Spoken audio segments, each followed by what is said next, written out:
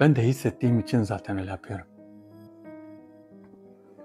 Evet davetli. Sana soracağım bir şey var. Yani davetlerin şekillerini görüyorum artık. Bu nedir ya? Masonlardan gidiyoruz. Ufak tefek şeylere bu davete gelmeyenler, davetli olmayanlar ufak tefek şeylerin mesela oynatabilir. Üzerinde ne yazıyor?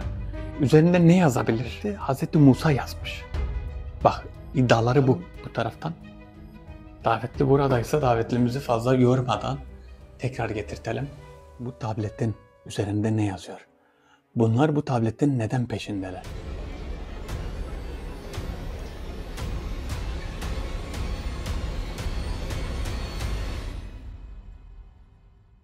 Arkadaşlar herkese merhaba. Yeni bir video ile beraberiz arkadaşlar. Bugünkü videomuzda 51. davet var.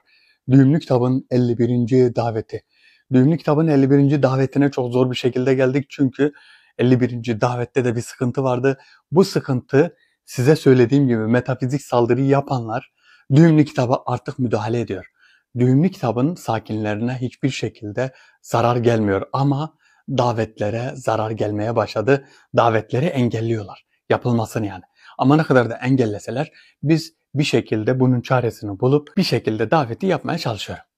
Arkadaşlar bugünkü videomuza Düğümlü Kitabın 51. davetine ta Türkmenistan'dan bir sponsorumuz var. Can Türkmenistan, kendi can kardeşlerimizden bir sponsorumuz var. Yavuz Özsoy ve eşi Bengül Özsoy bugünkü videomuza sponsor oldu. Bizleri çok seviyorlar. Türkmenistan'da yaşıyorlar. Buradan kendilerine selamlar, saygılar sunarım. Buradan tüm Türkmenistan'a, tüm Türkmenistan'da yaşayan kardeşlerimize selamlarımı sunarım. Yavuz Özsoy ve eşi Bengül Özsoy'a da buradan selamlar, sevgiler olsun. Şimdi bugünkü davetimizde 51. davet var. Düğümlü Kitabın 51. daveti. 51. davet de önemli bir davet. Önemli olduğunu şöyle anlıyoruz. Çünkü herhangi bir şekilde yani böyle geniş bir şekilde, sağlam bir şekilde yapılan bir engelleme var. Geniş bir şekilde dediğim şu, normalde rahat rahat davetleri yapabiliyorduk. Ama artık davetler biraz daha sıkılaştı ve engelleniyorlar. Düğümlü kitap ne kadar da engellense bir çaresini bulup bu engeli delip düğümlü kitabın sakinlerinin gelmesini sağlıyorum. Hemen davete başlayalım ve bakalım düğümlü kitabın 51. davetlisi kim ve bize neler söyleyecek hep beraber görelim. Bismillahillezî lâ yedurru ma'asmihi şey'un fil ardı ve lefs semâi ve huves semî'l alîm. Bismillahillezî lâ yedurru ma'asmihi şey'un fil ardı ve lefs semâi ve huves. Bismillahillezî lâ yedurru ma'asmihi şey'un fil ardı ve lefs semâi ve huves. Arkadaşlar koruma duasıdır. Koruma duasını sabah 3 defa, gece yatmadan önce 3 defa okuyun. Rabbim Zülcelal sizi kazadan, beladan, kötülüklerden, her türlü fenalıklardan korur. Hemen davete geçiyorum ve Düğümlü Kitabın davetlilerinden 51. daveti çağırıyorum.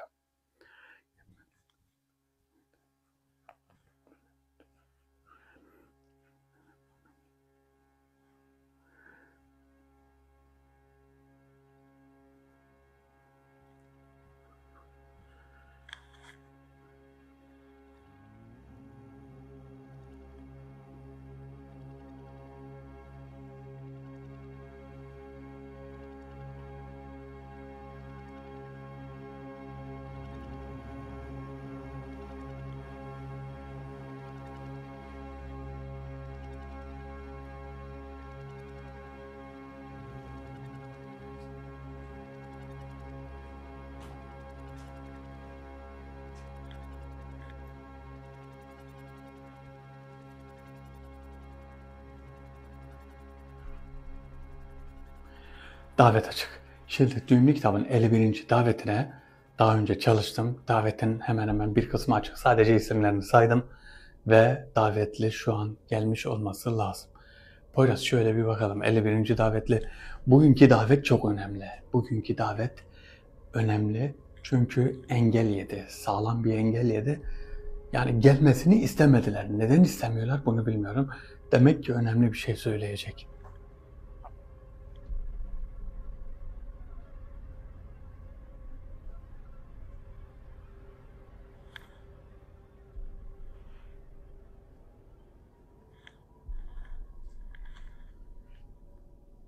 Davetli şu an gözükmüyor. Her an gelmek üzere Düğümlü Kitabın davetleri biraz erken çıkıyor. Arkadaşlar siz de bizim videolarımızdan herhangi birine sponsor olmak isterseniz Hakan'a bir mail atın. hakandemir.mefor@gmail.com'dan Hakan'a bir mail atın ve videolarımızdan herhangi birine sponsor olup bizi destekleyebilirsiniz. Yaratık nasıl bir şey gelecek? Bir şey görebiliyor musun? Hayır. Yaratık bilmiyorum. Korkunç bir şekilde geliyorlar ya bana. Gerçekten korkunç bir şekilde geliyorlar. Sebebi ise sonuçta onlar yani bir şekilde tedbir almak zorundalar. O yüzden korkunç bir şekilde geliyorlar. Bakabilir miyim? Düğümlü Kitabın davetlisi 51. davetli. 51. davetli bakalım ne şekilde gelecek. Poyraz davetli bakalım. Düğümlü Kitabın 51. davetlisi, eğer buradaysan gözükebilirsin. Bize gözükmeden de konuşabilirsin. Zaman harcamadan, elektrik harcamadan, enerji harcamadan bize kendini gösterebilirsin. Eğer buradaysan konuş. Düğümlü Kitabın 51.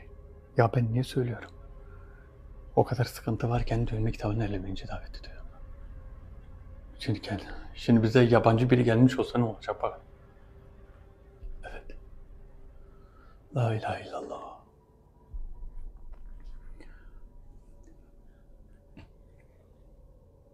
Esselamu aleyküm ve rahmetullah. Ve aleyküm selam ve rahmetullah. Bize kendini tanıtır mısın? Ben Düğümlü Kitabın 51. davetlisiyim. Ben az önce söyledim diye mi öyle diyorsun yoksa? Hayır. Ben Düğümlü Kitabın 51. davetlisiyim. Ben buraya özel bilgilerle geldim. Seni birkaç şey için bilgilendirmeye geldim. Kelime-i tevhid getirir misin? La ilahe illallah Muhammedun Resulullah. Evet. 51. davet buraya Siyonistlerin gizlediği bir konu üzerine geldim. Bu konu nedir? Bunların istedikleri bir tablet var. Bu tablet için şu an büyüler yapıp bir şekilde onu ele geçirmeye çalışıyorlar. Büyüler mi yapıp nasıl büyüler? Bizim gibi varlıkları çağırıp metafizik yönden o tableti ele geçirmeye çalışıyorlar. Peki böyle bir şey yapabilirler mi? Böyle bir şey yapmaları imkansız. O tableti götürmeye bizim ne gücümüz yeter ne de takatimiz. Sadece onları oyalarız. Onları oyalarız derken yani sizinle alakalı bir şey mi bu? Hayır. Ben bizden olanlar için söylüyorum bunu.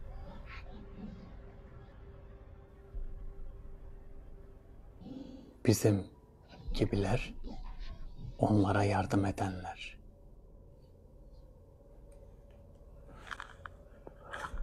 Allah Allah. Tablet mi? Bu nedir ya? Bu nedir ya? Masonlardan gidiyoruz. Uzun zamandır yani hemen hemen şöyle söyleyeyim. Ya bir aydır ben bıktım bunlardan ya. Bunların türlü türlü hileleri var. Siyonistler, miyonistler, masonlar dedi. Ne iş yapıyorlar tablette? Söylediği tablet. Evet, söylediği tabletin peşindeler. Malum kişiler bu tabletin peşindeler. Sebebini size söyleyeyim. Sebebi, neden bu tablet onlar için bu kadar önemli? Onun sebebini ben daha önce kendi yardımcımdan öğrenmiştim. Bakalım bu gelen davetli ne söyleyecek? Aynı şeyleri mi konuşacak? Aynı bilgileri mi verecek bilmiyorum. Ama ben sebebini biliyorum. Bak, metafizik yönden çalmaya çalışıyorlar. Yani bir hırsızlık yoluyla metafizik yönden. Demek ki bunlar var ya, şu yaratıklar bir şeyleri bir yerden alıp getirebilme güçleri olsaydı, mesela büyük şeyleri, mesela ne bileyim hani çok böyle çok büyük şeyleri götürebilme şeyleri olsaydı, demek ki herkes bir şeyler alacaktı. Var, bazıları var mesela ufak tefek şeyleri alıp getirtebiliyorlar. Ama şu önemli ölçüde zor. Gerçekten çok zor. Mesela bana kitap geldiğinde ben çok, yani onların getirdiğine çok şaşırdım. Ama o kitaplar görsen yani kuş gibi hafif. Ama çok farklı bir şey var. Bu düğümlü kitabın davetlerinde çok farklı bir şey var. Tablet dediğin taş. Yani tablet diyorlar ya, bu bildiğimiz oyun tabletleri değil. Taş. Kil Yani, tabletler. kil tablet. Yani bildiğin böyle, Üzerine çiviyle yazı yazıyorlar. evet, böyle taş, yani taştan kilden yapılmış bir tablet. Ağır, yani ağırdır o. Onu götürme şansları zaten yok, imkansız. Öyle bir şeyi götürme şeyleri.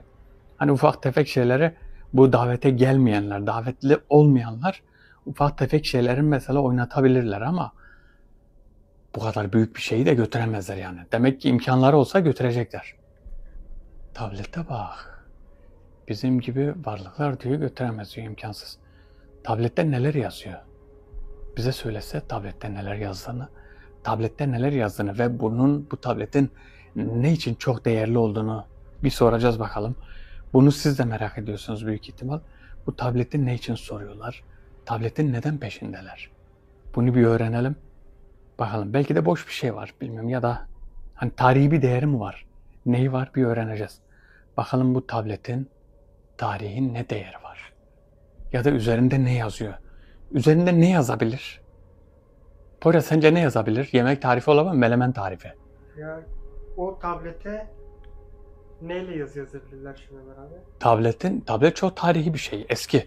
Yani onların söylediklerine göre işte peygamber zamanından kalma, Hazreti Musa zamanından kalma. Hatta onların iddialarına göre o tableti Hazreti Musa yazmış. Bak, iddiaları bu. Ama tablette Hazreti Musa yazmışsa Kil tablette bence her şey olabilir Ömer abi. her şey olabilir. İlla ki Onlar- bilgi vardır o kil tablette. Onların savundukları ne? Bir gelen davetliye soralım. Onlar neden tabletin peşindeler? Ve tablette ne yazdığını şey yapıyorlar, hani iddia ediyorlar, öyle söyleyeyim. Tablette neyin yazdığını iddia ettiklerini öğreneceğiz sadece. Bakalım bu taraftan. Davetli buradaysa davetlimizi fazla yormadan tekrar getirtelim.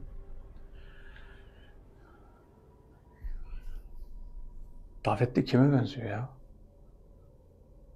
Kimseye benzemiyor. Bakın bu davetler var ya, artık şöyle davetleri göre hepsini birbirine benzetmeye çalışıyorum artık. Artık şöyle gözümü kapattığım zaman davetlerin şekillerini görüyorum artık. Çünkü o kadar davet oluyor ki, o kadar üst üste davet geliyor ki. Bunlar düğümlü kitabın davetleri olmasaydı daha zor olacaktı. Böyle şeyler daha da derinleşecekti. Yani daveti çağırmak, üst üste böyle bilgi veren ve faydalı davetlileri çağırmak gerçekten çok zor olurdu. Ama düğümlü kitabın davetleri olduğu için bunlar bize biraz daha kolay geliyor. Çoğu kişiye göre düğümlü kitap, davetliler, bilmiyorum, anlamsız ve çoğu kişi de inanmıyor böyle şeylere. Benim umurumda değil, inanmamaları daha iyi. Çünkü ben istediğimi öğreniyorum bunlardan. Bir şekilde de gösteriyorum herkese. Yani şöyle bir şey var. Mesela karşıda bir olay oluyor. O olayın gölge mi, gerçek mi? O olayın gerçek mi ya da işte böyle bir mahsusdan, şakacıktan mı yapıldığı belli değil. Orada gerçekten bir şey yapıyorlarsa kendi karlarına. Ama şakadan da bir şey yapıyorlarsa kimsenin zararına değil. Bu da benim için öyle. Ben burada bir şey yapıyorsam kimsenin zararına değilse sıkıntı yok. Ama ben burada bilgi öğreniyorum. Bunu zaten inkar eden çok kişi var mesela. Bilgi öğrenme. Ben bilgi öğreniyorum, doğru veya yanlış. Bazı arkadaşlarımız var, şunu söylüyorlar, bakın. Diyorlar ki Çağrı işte şunu öğren, Çağrı bunu öğren. Mesela Çağrı şu kişiyi kim vurmuş, bu kişiyi kim öldürmüş, onun katilini bize söyle. Bakın bu şeyleri öğrenmek Çok zor. Yani bu şeyleri söylemiyorlar. Mesela çok büyük şeyler, kayıplar. Ve eğer öyle bir şey olsaydı bütün katiller yakalanırdı. Bütün katiller bilinirdi. Çünkü %100 net bir sonuçları yok bunların. Zaten öyle bir şey olduğu zaman da zanna girirsin. Yani bir insana zan ne demek? Olmayan bir şeyi hakkında iddia etmek mesela. Acaba oldu mu olmadı, acaba o mu yaptı? Tamam bu bize söyledi ama acaba ne kadar doğru? Çünkü %100 doğru değil. Bunun örnekleri olmuş o yüzden söylüyorum. Çünkü mesela bir olay oldu. O olay yapanları başka bir yere sordular ve farklı kişileri yaptılar ve farklı kişilere yönlendirdiler. Farklı kişiler de onların yüzünden zarar gördü. Yani aklınızdan çıkarın öyle bir şey olduğu zaman işte şunlara şunu sor. Bu mu yaptı? Yani bu adamı birileri öldürdü. Bu adamı birileri gömdü. Bu adamı kim öldürdü? Git onlara sor. Onlar olmuyor, maalesef olmuyor. Yani 10 kişiden 10 tane doğrudan ikisi doğru söylüyor, 7'sini 8'ini yalan söylüyorlar. Şöyle bir şey de olabilir herhalde. Bu mesela yaratıklar söylüyor ya Hı mesela hı. bir şey söyledi. Sen gittin oraya tuzak muzak da olabilir yani bu. Her Olabilir. şeyi yapabilirler. İnlerine çeker. Orada şey yapar zarar verirler. Olabilir. O yüzden şöyle, araştırmanı yap, kendin de sağlamasını yap. Biri sana doğru cevap veriyorsa sen de sağlamasını yap. Ha doğruysa üstünden yürü. Ama ben bunu çağırayım, buna sorayım, onun söylediklerini yapayım. Tamamen hepsini yapayım, öyle bir şey yanlış olur. Bana her söylenene ben inanmıyorum mesela. Ben de araştırdıktan sonra, tasdikledikten sonra tamam diyorum bu işe. Ben kendi yardımcılarıma da açık açık söylüyorum. Bana söylediğiniz şeylere mesela %100 inanmıyorum. Ufak tefek şeyler olur. Mesela biri gelecek. Kim geliyor? İşte arkadaşın geliyor. Ne için geliyor? Senden bir şey isteyecek. Bakın bunlar tamam. Bak bunları doğru söylüyorlar. Ama git. Murtaza'yı kim kaybetti? Nereye götürdüler? Gitsinler getirsinler. Yok işte ailesinden biri götürdü. Baş harfi C, son harfi F. Öyle bir şey olsa direkt ismini söyler. Mesela der ki işte Fuat götürdü. Ya da Cemal götürdü. Hüseyin götürdü. Mustafa götürdü. Niye söylemiyorsun öyle? Çünkü bir şey yok. Uyduruyor, kendi uyduruyor. Baş harfi C.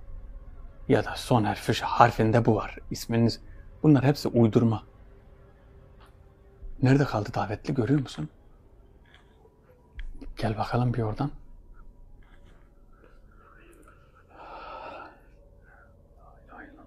Tablette neler yazıyor acaba ya? Ben bir bakayım ya. Orada mı karşıda mı? Ver bakayım. Hayır.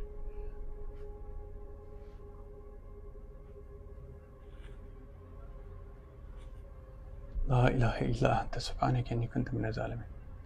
La ilahe illa ente subhaneke inni kuntu minez zalimin. La ilahe illa ente subhaneke inni kuntu minez zalimin. La ilahe illa ente subhaneke inni kuntu minez zalimin. La ilahe illa ente subhaneke. Davetli.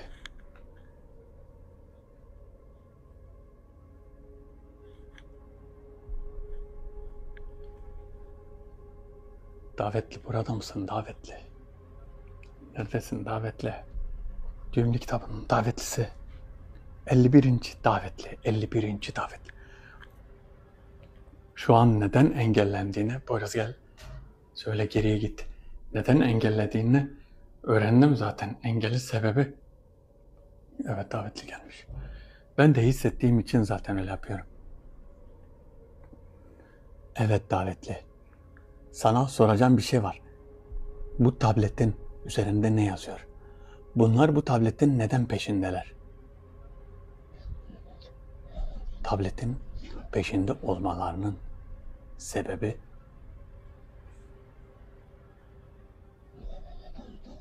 vaat edilmiş toprakların onlara ait olduğunu yazması. Öyle bir şey yazıyor mu peki? Tablette öyle bir şey yazmıyor. Bunu iddia ediyorlar. Peki bu tableti kim yazmış? Bu tableti kimler yazmış? Tablet tarihi çok eski. Bunun üzerinde İbranice yazılar var. Bu İbranice yazılar başka biri tarafından yazılmış. Başka biri dediğin, yani onlar peygamberin yazdığını söylüyorlar. Acaba doğru mu? Doğru değil. Amaçları davalarında haklı olduklarını bir şekilde iddia etmek. Öyle bir şey olması imkansız. Bu bir uydurmadır ve göz boyamadır. Şu an bu topluluğun son çırpınışları. İş tablete kadar geldi. Kendilerini bir şekilde masum göstererek davalarında haklı olduklarını herkese göstermeye çalışıyorlar. Ama batmaya başladılar. Bu topluluk en kısa zamanda yok olacaktır. Bunu herkes görecek. İnşallah. Allahu Ekber. İnşallah. Evet. Zalimler her zaman cezasını bulacak. Zalimler. Bakın, kötüler her zaman cezasını bulacak. Allah'ın yasaklarını çiğneyenler her zaman cezasını bulacak ve yok olmaya mahkumdur. Yok olmaya gerçekten %100 mahkumdur. Kimse şöyle demesin, yaptığım bana kaldı demesin. Kimse öyle demesin. Mazlumun canını yakanlar bir gün kendi canlarını da kendi elleriyle yakacaklar. Arkadaşlar, net bir şekilde konuşamıyorum. Bakın, net bir şekilde konuşamıyorum. Çünkü niye?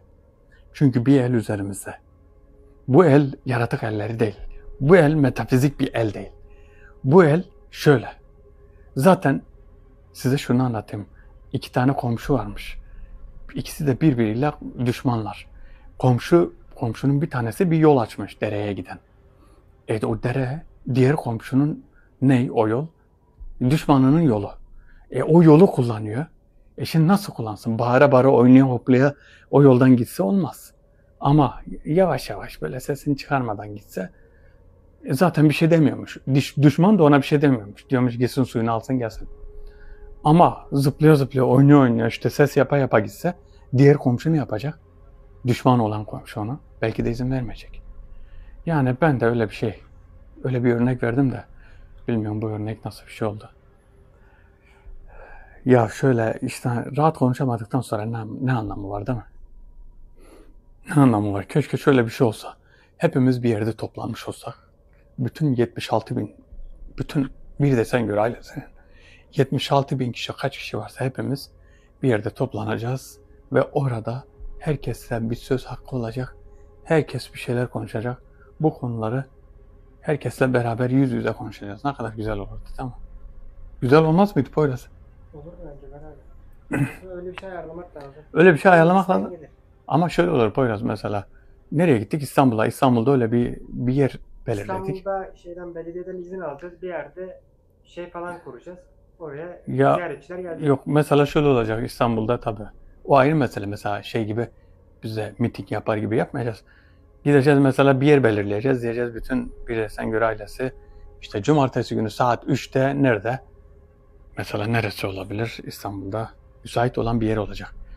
Olacak. Yeni Kapı'da o var ya, miting alanı var. Evet. Orası olacak mesela. Orada da miting mi vereceğiz ya? Yok, alan geniş diye. Sahilde ya da başka bir yerde. Böyle bir buluşma da olabilir. Ne bileyim. Çok iyi olur ya. Her ile gittiğimizde, her ilde, ama bunu yapacağız Poyraz. Şöyle biz çıktığımız zaman turneye çıkarsak eğer. Turneye çıkarsak diyeceğim, bugün Antalya'dayız. Antalya'da işte şuradayız. Bir buluşma olacak. Ondan sonra Mersin'deyiz, buluşma olacak. Bursa'dayız, buluşma olacak. İzmir'deyiz, buluşma olacak. Yani öyle toplana yani herkese, bütün arkadaşlarımızı göre gideceğiz. Bir de ne olacak bu sefer? Biz bütün bizim takip eden, bizim ailedeki insanlar, herkesi tanımış olacağız. Çünkü yüz yüze konuşmuşuz, birbirimizi görmüşüz. O zaman daha ne olacak? Bağlarımız daha sık olacak. Ki şu an bile sıkı yani, ondan eminim. Hepinizin desteği üzerimde. Allah razı olsun hepinizden. Gerçekten teşekkür ederim yani. Bu konuda hiçbir şüphem yok. Poyraz, bu videoda bayağı bir konuştuk ya. Gelsene. Bir şey olmaz Ömer abi. Evet. Bayağı bir konuştuk yani. Görebiliyor musun? Gel yaklaş.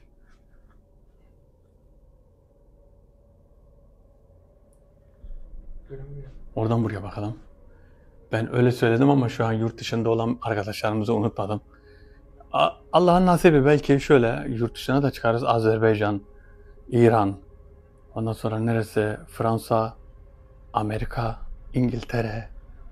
Ya gezecek çok yer var Poyraz.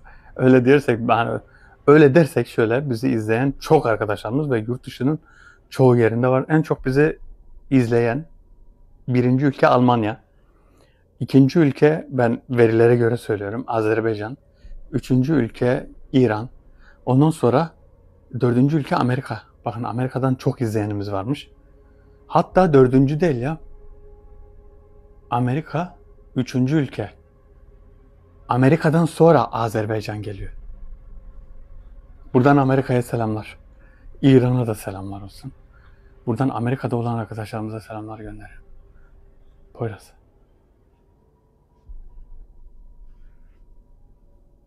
Ya şimdi sade selam gönderdiğim zaman diğer arkadaşlarımız alınmasın. Kim bizi nereden izliyorsa herkese kucak dolusu selamlar olsun. Türkmenistan, Kazakistan, Özbekistan, şu an Tayvan'dan bile izleyen var bizi. Japonya'dan izleyen var. Çünkü yorumlarını görüyorum.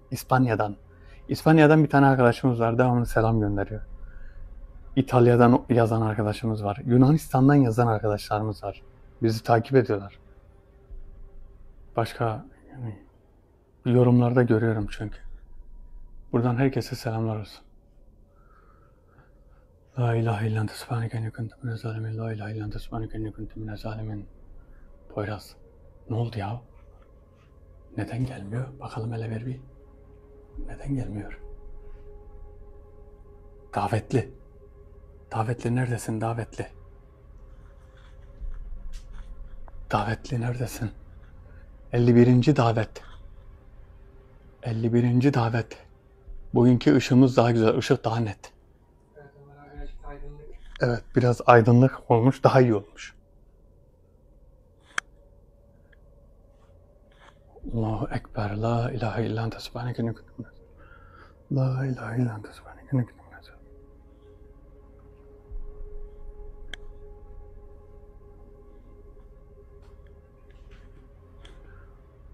Evet, davetlimiz gelmiş.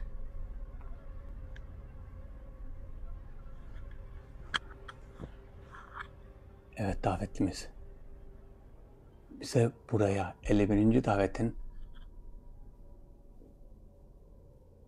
amacını söyler misin? 51. davet. Bu son zamanlarda sana yapılan saldırıları engellemek için bir tarif ve bir koruma getirdik. Bu koruma senin kendi kullandığın korumalardan değil. Peki nasıl bir koruma? Senin bu metafizik saldırıları yapanlardan gördüğün zararı gördük. Davetli, senin bir gözün beyazlaştı. Şimdi de kırmızılaştı. İyisin değil mi? Ben iyiyim. Enerjisel durumdan böyle bir şey oluyor. Kırmızı rengi istemiyorum aslında. Sana simsiyah görünebilirdim. Daha iyi olurdu benim için ama böyle görünmekte fayda var. Çünkü ben tedbir amaçlı bu şekilde geldim. Sana getirdiğim özel bir şey var. Bu senin kitabının arasında olacak. Bunu al. Ne getirdin? Kitabın arasında ince bir yaprak ve üzerinde yazılar var. Bu yazılar nedir? Çok ince ayetlerin bulunduğu özel yazılar. Bu özel yazıları çok uzaklardan getirdim. Bunu bir hoca yazdı. Bu hoca 500 yıl önce vefat etti. Bunun sende durması, senin bu araştırmaların adına çok iyi olacak. Sadece sende dursun ve onu muhafaza et. Sana artık saldırıyı yapamazlar. Bana ne getirmişler ya? Hangi kitabımın arasında? Bir sürü kitap var. Düğümlü kitabın hangi kitabın arasında ya?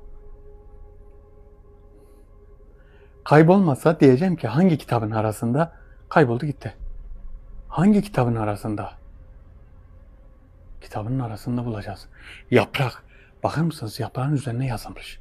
İlk defa böyle bir şey duyuyorum. Yaprağın üzerinde bir şey yazdık mı biz daha önce ya? Öyle bir uygulama hiç hatırlamıyorum. Yaprağın üzerine yazılan bir şey. Bakar mısınız ya nereden neyi getirmişler? Düğümlü kitabın yaprağın üzerine yazılmış ince yazılarla ayetler var diyor. Hangi yaprağın? Defne yaprağının üzerine mi yazılar acaba? Şöyle bir şey var bir de Poyraz. Demek ki onlar hani saldırdı, geçen davette saldırı oldu ya. Düğümlü kitap bunu gördü. Düğümlü kitabın belki de İbn Karuf gönderdi. İbn Karuf. Bu yaprak hangi yaprak olur Ömer abi? Bu yaprak defne yaprağı olabilir. Koruma için. Bilmiyorum.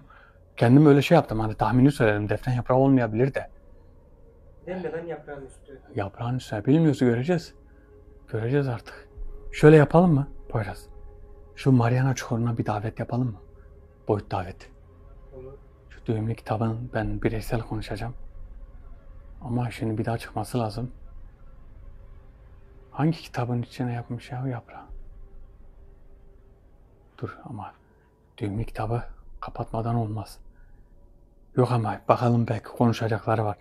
Bundan sonraki davet eğer öyle istiyorsanız Mariana Çukuru'na boyut daveti. Boyut daveti isteyen arkadaşlarımız bir yorumlara yazsın. Değil mi? Evet Ömer abi. Çünkü Mariana Çukuru'na gitmek istiyorum. Araya farklı davet sokmak istemiyorum. Düğümlü kitaba da devam etmek istiyoruz ama şöyle bir şey Oy var. verilsin, sıraya göre yapılsın davetler. Aynen öyle. Bu videodan sonra Mariana Çukuru isterseniz yazın. Yorumlara yazın. Mariana Çukuru'na boyut istiyoruz. Evet boyut istiyoruz diyenler zaten belli olur. Boyut istiyoruz Mariana Çukuru'na ve boynuzluyu merak ediyorum. Çünkü boynuzlu orada ne yapıyor? Planları nedir? Ya gönderdik oraya belki bir şeyler yapıyor. Belki orduyu yükseltiyor. Tamam buraya gelemeyecek ama belki biri onu oradan çıkaracak. Onun boynuzlarını kırmak lazım. Yani eğer öyle bir şey varsa. Sence var mıdır öyle bir şey Poyraz? Hiç bilmiyorum Ömer abi. Tahmin et. Bilemiyorum. Olabilir. Olabilir. Poyraz beni aydınlattığın için teşekkür ederim. Rica ederim Ömer abi.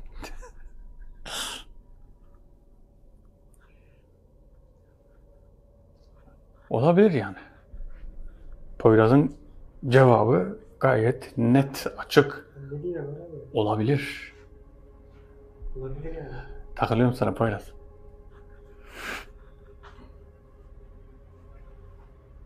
Eşref abi gelsin, Eşref abi uğraşacağım biraz. Eşref abiyle, Eşref abi, Eşref abi sen sana baya bir böyle bir takılmadım. Çoktandır takılmadım. Şu an Eşref abiyi dört gözle bekliyorum çekimine. Bir sen bir ben Ömer abi. Bir sen bir Eşref ben abi- onu sıkıştıralım ortaya, araya Sinir alalım. edelim.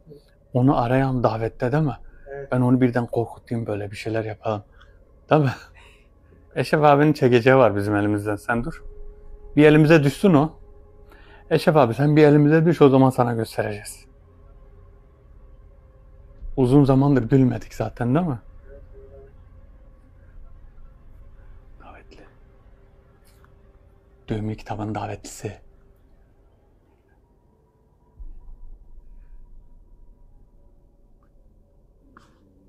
...51. davetli.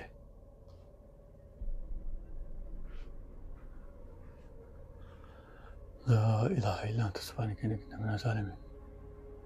La ilahe illa ente subhaneke.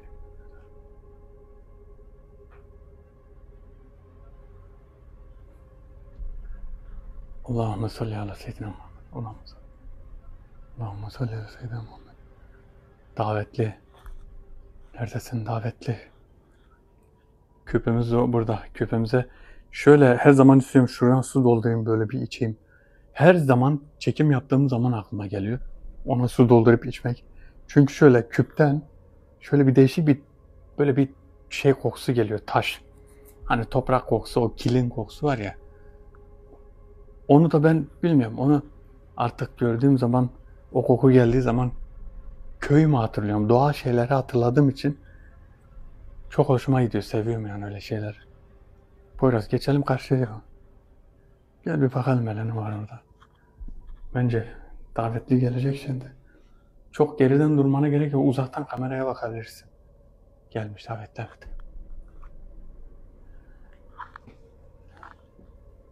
Evet davetli. Sen bana dedin ki yaprağa bir şeyler yazdık.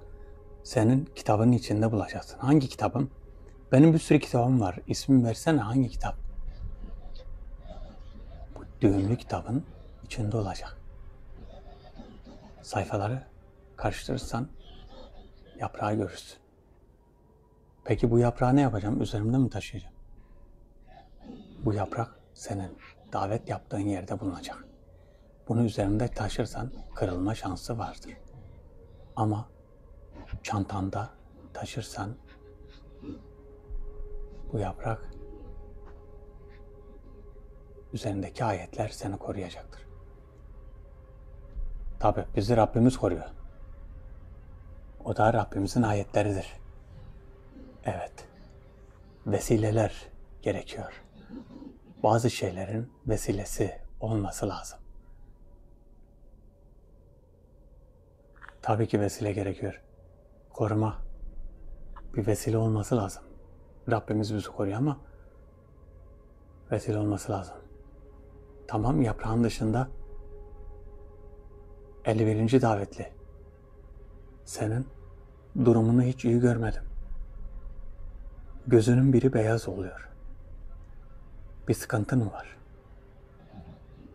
Ben davet sonlarında böyle olmaya başladım. Fazla bir sıkıntım yok.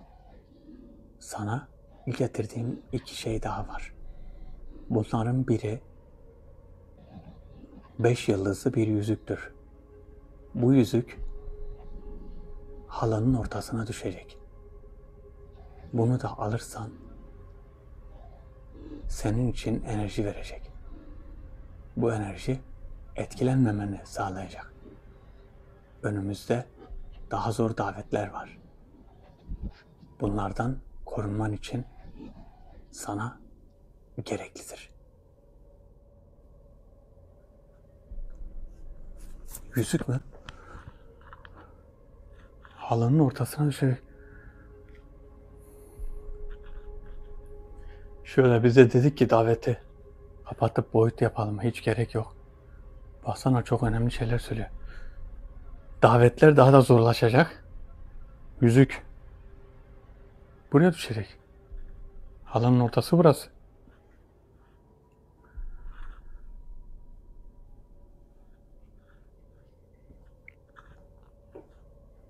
Halının ortasına yüzük. Şöyle benim bir yüzüğüm var zaten, bu yüzük. Halının ortasına düşecek bir yüzük. Bende yıldızlı bir yüzük var. 5 yıldızlı bir yüzük daha geliyor.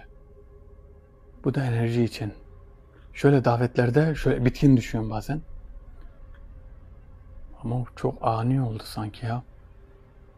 Ne zaman düşecek yüzük? Poyraz. Düşse de göster. Düşebilir mi? Düşse de göstersek değil mi? Kayda alsak. Böyle bekleyelim mi beraber? Bekleyelim. Şuraya düşecek. Halının ortasına düşecek diyor. Nereden düşecek? Bakın tavanda bir şey yok. Halının ortasına düşecek. Allah Allah, ne zaman düşecek? Öyle beklemekle de olmaz ki. Düşerse görürüz. Görürsek gösteririz değil mi? Evet Ömer abi. Ama ne zaman düşeceğini söylemedi. Ne zaman düşeceğini söylemedi. videoyu kapattıktan sonra belki düşer ya da Bu birkaç gün sonra düşer belki. 3. yüzük olacak. Ya da belki eve geldiğinde yerde görürsün yüzüğü. Evet. Ama şöyle bir şey var. Bir ara sana bir yüzük geldi ya onu getirmediler. Şimdi Poyraz'a bir yüzük vereceklerdi. O yüzük bir şekilde geldi dediler. Biz aradık bulamadık. O zaman bahçeye mi getirmişlerdi ne? Bahçede aradık bulamadık. Belki de kaybettik. Bilmiyorum. Bu yüzük gelirse bu 3. yüzük olacak. 1. yüzük dayımda. 2. yüzük zaten bana verildi. Evin ortasına düşmüştü aynı o şekilde. Şimdi bir yüzük daha düşerse 3. Hepsini takacağım. Burada yüzüğü şubeye götürmüşler Ömer abi. Evet. Senin yüzük kim bilir nerede? Şubeye mi? Evet. Vallahi şöyle rahmetli Barış Manço gibi takacağım bütün yüzükleri elime. Daveti yapacağım. Yüzüklerin efendisi. Evet takarım. Şimdi ben yüzüğü taksaydım çoğu davetli gelmiyor ki. Yüzüğün bir enerjisi var, gücü var. Yani şöyle gücü var. Böyle bir etki alanı var diyeyim. Her Gücü. yüzüğün bir şeyi mi oluyor Ömer abi? Tabii her yüzüğün insan üzerinde etki alanı var. Mesela şöyle bir şey var. Her insanın doğum tarihine göre, doğduğu zamana göre, ayın hangi tarihinde doğduğu zamansa ona göre bir taşı var, taş. Mesela opal taş, işte akik taş, bir ne bileyim bu taşlar insana enerji veriyor, güç veriyor. Rengi falan mesela. Rengi Mavi. tabii mesela zümrüt yeşili, mavi taş, siyah taş, kimisine beyaz taş. Tabii bunlar burçlarla da alakalı. Kim hangi burçtaysa, ya burçtan kasıt şöyle hangi ayda doğduysa, kışın doğduysa, sonbaharda doğduysa, ilkbaharda doğduysa ya da yazın doğduysa hepsinin ayrı ayrı taşları var. Bu taşlarda yüzükler takarlarsa yani ruhlarıyla, kişilikleriyle ahenk içinde olurlar. Sıkıntı çekenler bakın mesela bunalım çekenler kendi ruhlarıyla alakalı, kendi aylarıyla alakalı taşını bulup taksınlar yüzüğüne. Yani şey olması gümüş olabilir. Gümüş illa altın olmasın. Erkeklere haram zaten. Bir gümüş yüzükte bir orijinal taş olacak ama. Bir gümüşçüden mesela alabilirsiniz de Ömer abi, orijinal. bazıları altın diş taktırıyor. O haram mı? Altın diş haram. Altın diş şöyle. Mesela eskiden çok oluyordu da. Şimdi altın diş takmak böyle parayı daha öncekiler ağzında tutuyordu. Diş olarak yapıyorlardı onu. Ağzında tutuyor çünkü kasa yok, bir şey yok. Eve girsen kapıyı itelesen açılır. Eskiden köy zamanında oluyordu onlar. Ama şu an altın diş kalmadı ya. Birinde görsen çok komik oluyor.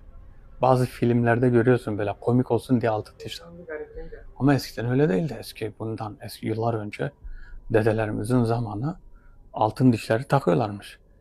Ki bir de niye hani birkaç kuruş para biriktirdim. Çoğu yaşlılarda kefen parasını işte diş olarak taktırıyordu kendine.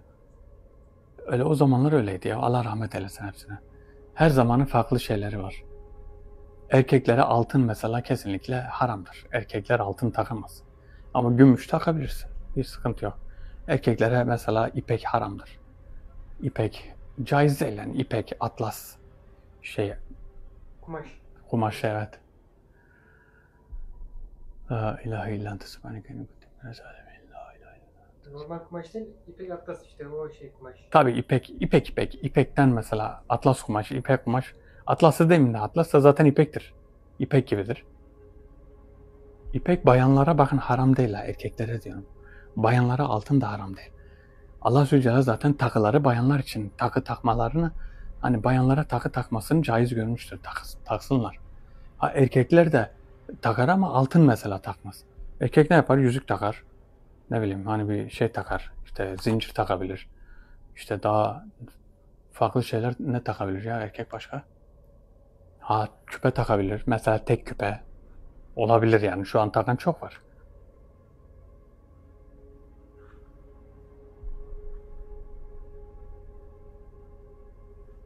Poyraz sende var diye söyledim ha. Ömer abi mesela şeyden de örnek vereyim Sultan Süleyman'dan. Evet, Bazı tablolarında küpeli resimleri var. küpesi var. Poyraz'ın da bu arada küpesi var. Ama yakışıyor Poyraz'a çok yakışıyor. Poyraz oradan bakalım. Gerçekten yakışıyor sana hani yakışmasa. Yakışmıyor derim ama. Yakışan adam taksın ya. Mesela ben taksam çok gıcık olur. Seninki gibi yakışmaz. Davetli nerede kaldı ya? Ama şöyle tutunca karanlık oluyor. O O yüzden yaklaşmak gerekiyor. bir evet yaklaştım aydınlıkta. Aydınlık oluyor.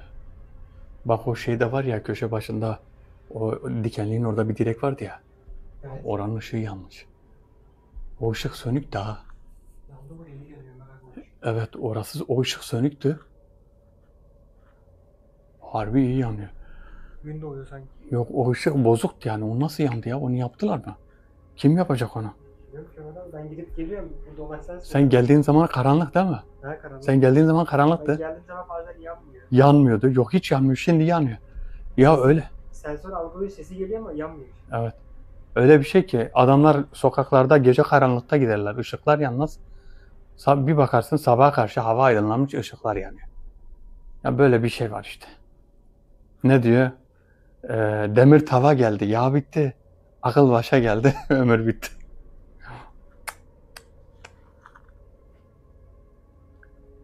Allah Allah davetli. Belki de Ömer abi belli mi etmek istemedi ya? Yüzü gözü böyle gözleri şurada diye. Gözleri ne oluyordu? Belli mi etmek istemedi yoruldu. Bir gözü beyaz oluyordu beyaz. Evet enerji gitti. Şu an enerjisi burada hiç yok. Burada hiçbir enerjisi yok. Sıfır. Burada sıfır bir enerjisi var. Ya öyle şeyler söyledi ki bakın tabletin peşindeler. Tabletin iddia ettikleri şu. Bu tabletin neden peşindeler? Söylediklerine göre bu tablet vaat edilmiş toprakların onların olduğunu söylüyor. Yüzyıllar önce topraklar güya onlarınmış. Ama öyle bir şey yok. Onlar hani kendilerini bir şekilde aklamaya çalışıyorlar ama sonları geliyor. Kendi kendilerini bitiriyorlar. Bitirsinler, değil mi? Kendi kendilerini bitiriyorlar. Ben artık böyle şeylere girmeyeceğim. Bu tür şeyleri kapalı yapacağım artık. Bakın size söylüyorum. Düğümlü kitaba devam edersem böyle şeyler olduğu zaman yayınlamak istemiyorum. Yayınladığım zaman da bu sefer olmuyor. Gizli tutmak gerekiyor böyle şeyleri. Gizli şu inanın ki var ya çıkmasını istemiyorum. Sebebi ne? Gene bir şeyler söyleyecek. Ne yapalım? Sansür mü koyalım? Sesini mi şey yapmayalım? Ama söylüyor, konuşuyoruz. Yani bu tür şeyler sakıncalı şeyler. Çünkü şöyle bir şey oluyor. Bir şekilde tedbir alıyorlar. İzliyorlar bizi ya. Bizi izliyorlar. Bir şekilde tedbir alıyorlar. Yani yapacak ne var? Yapacak bir şey yok. Tedbir alıyorlar. Ha engel olurlar. Bir şey olurlar. Bize engel oluyorlar. Bize saldırı yapıyorlar. Ya artık ne yapacağız? Ya düğümlü kitap böyle devam ederse ya farklı davetlere geçeceğim ya da hasbelkader böyle devam edeceğiz gidecek. Sence Poyraz? Yani Ömer abi. La ilahe illa ente subhaneke inni kuntu minez zalimin. La ilahe illa ente subhaneke inni kuntu minez La ilahe illa ente subhaneke inni kuntu minez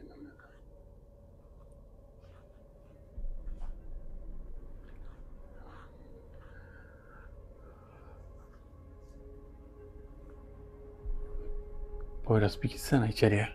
Koridora git. Ben de geleyim oraya. Sen kamerayı bana ver. Tam biraz geride dur. Artık davetlerden de korkuyoruz hani. Aa gelmiş. Ne oldu? Davetli. Sana getirdiğim emanet bu gece halanın ortasına düşecek. İster bekleyip karşılayabilirsin, isterse sabah yüzüğü görebilirsin. Bu yüzükle beraber belirli davetleri yapacaksın ve sana hiçbir şekilde zarar gelmeyecek. Bunun bilincinde ol. 52. davetli seni büyük bir heyecanla bekliyor. Söyledikleri çok önemli şeyler var. Bunları açıklayacak. Senin enerjin bayağı gitti. Gözünün biri de gitti. Ben şu an çok enerji kaybettim. Poyraz. Çok enerji kaybetmiş. O zaman ne yapalım? Daveti kapatalım. Arkadaşlar daveti kapatmak zorundayım çünkü davetlimiz 51. davetli çok enerji kaybetmiş. Daveti kapatacağım. Halı gece yarısı buraya düşecekmiş. Yüzük. Sabah da görebiliriz. Bekleriz. Zaten burada sabaha kadar buradayız. Poyraz burada değil de Poyraz'ı götüreceğim çünkü. Belki geldiğimde yüzüğü burada görebilirim. Değil mi Poyraz? Belki de Ömer abi bu gece dedi çünkü. Bu gece. Neyse videoyu kapatacağım. Daveti de kapatayım. Arkadaşlar videolarımızı devam etmeye devam edin. Arkadaşlar videomuzu beğenmeyi unutmayın. Herkes kendine iyi baksın. Allah'a emanet olun. Hoşçakalın.